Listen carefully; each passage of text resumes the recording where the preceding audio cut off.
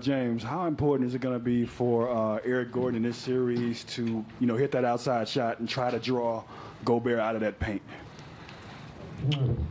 I think that's for everybody.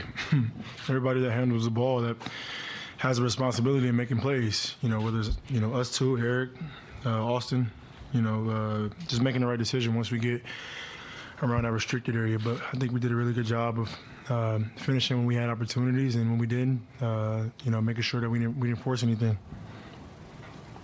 James, were you surprised the Jazz chose to hedge right on you in the first half, and how are you able to exploit that technique? No, I'm not surprised at anything. I've seen literally every defense you can possibly see. So it's just a matter of adjusting and, continue to communicate with the guys and, what spots they need to be in, and that's pretty much it. James, when they cut it to 5 there in the third quarter, what was the key to that run that allowed y'all to pull away and kind of just... Well, nothing. Our energy wasn't where it needed to be. We knew they were going to make a run, obviously. It wasn't that bad. We just didn't do anything defensively. We weren't into their bodies.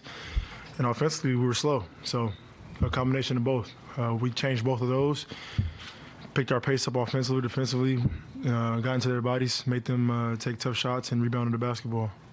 For James and Chris, overall, you guys could, Mike was saying you could improve, but overall you won by almost 30.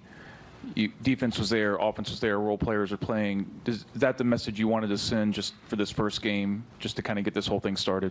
Yeah, and I don't mean to bring up last year, but we played pretty well in game 1 last year.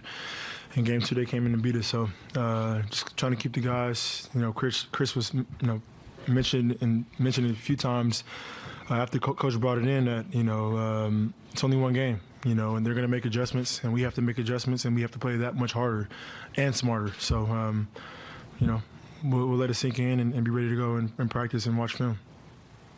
James, on that drive right strategy that they keep kind of forcing you there, do you think you've gotten better at that since the Milwaukee game? And how have you developed it as far as handling that recently?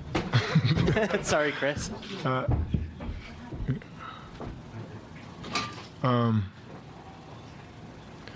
Yeah, like I said, I've literally seen every strategy defensively teams can possibly do. So it's a matter of continue to keep, talking to your teammates throughout the course of a game and putting them in positions to be successful, whether it's knocking down shots or, Clint around that basket. So it's constant. It's every single play.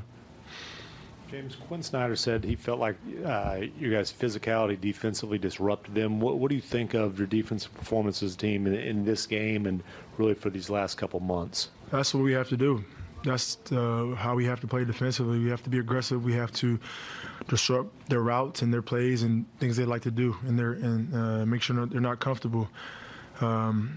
If we don't do that, then we don't have a chance.